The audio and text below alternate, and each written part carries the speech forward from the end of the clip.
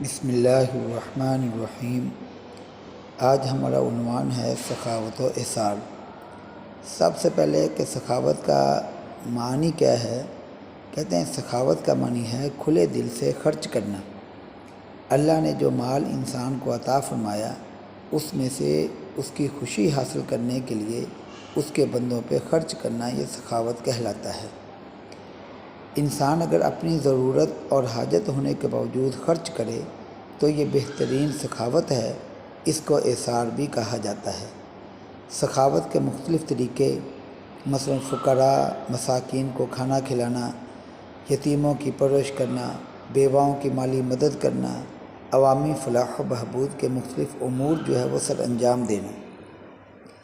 اللہ تعالیٰ نے ایثار کرنے والوں کو کامیاب قرار دیتے ہوئے ارشاد فرمایا، وَيُؤْثِرُونَ عَلَىٰ أَنفُسِهِمْ وَلَوْ كَانَ بِهِمْ خَصَاصَةٌ کہ وہ اپنے آپ انہیں ترجیح دیتے ہیں اگرچہ انہیں خود شدید حاجت ہو۔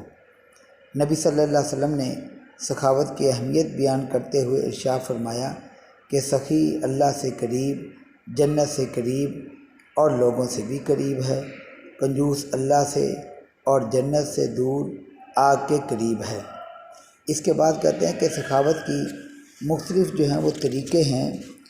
تو سب سے پہلے کہتے ہیں کہ سخاوت کو اگر وسیع مفہوم میں دیکھا جائے تو مال کے ساتھ ساتھ علم، وقت اور صحت بھی انسان جو ہے وہ سخاوت کر سکتا ہے۔ علم کی بات اس شخص کو بتانا جو واقف نہیں، یہ بھی سخاوت ہے۔ کسی بیمار اور پریشان حال شخص کو وقت دے دینا جس سے اس کا دل جو ہے وہ بہل جائے، یہ بھی ایک سخاوت ہے۔ صحت مند آدمی کا کسی بیمار، بوڑھے اور کمزور شخص کے معاملے میں مدد کرنا، یہ بھی سخاوت ہے۔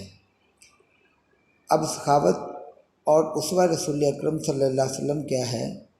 حضرت انس رضی اللہ تعالیٰ عنہ فرماتے ہیں کہ نبی صلی اللہ علیہ وسلم سے جو کچھ مانگا جاتا آپ عطا فرماتے۔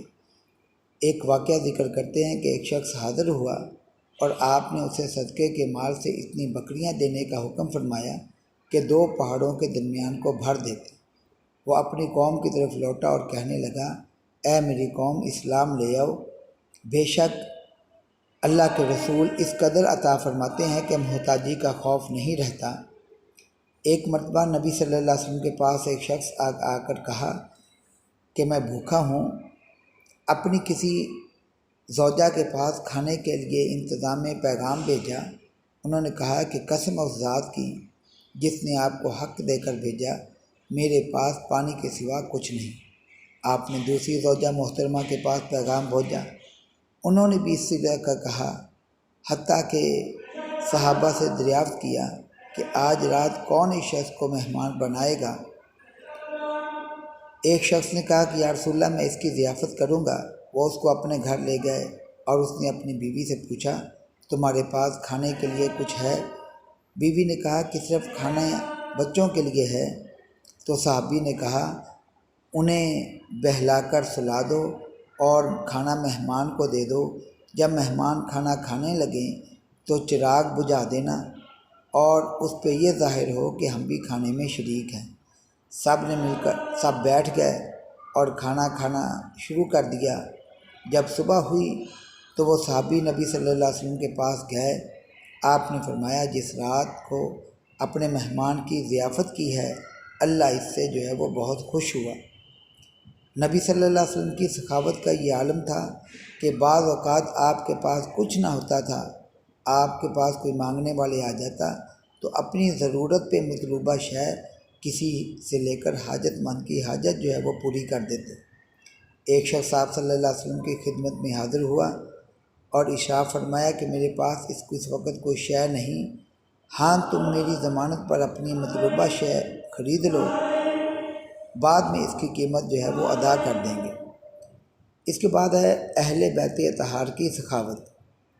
اہل بیت اطہار سخاوت و احسان و قربانی کا بہترین جو ہے وہ نمونہ تھے۔ ایک مرتبہ سیدہ فاطمہ الزہرا حضرت علی رضی اللہ تعالیٰ عنہ روزے سے تھے کہ افطار کے وقت سائل نے دستک دی کہ وہ بھوکا ہے، سب کچھ اس کو عطا کر دیا اور خود پانی سے روزہ افطار کر کے اللہ کا شکر ادا کر دیا۔ تو اب ہمیں بھی سخاوت و احسان کی صفات اپنانی چاہیے کہ سخاوت و اثار سے جہاں افراد معاشرہ کی مدد ہوتی ہے وہاں اللہ کی رضا بھی حاصل ہوتی ہے۔ سخاوت انسانی دل سے مال و دولت کی لامحدود محبت اور لالچ کو ختم کر دیتی ہے۔ جس کے پاس انسان کو اطمینان قلب جیسی نعمت جو ہے وہ حاصل ہوتی ہے۔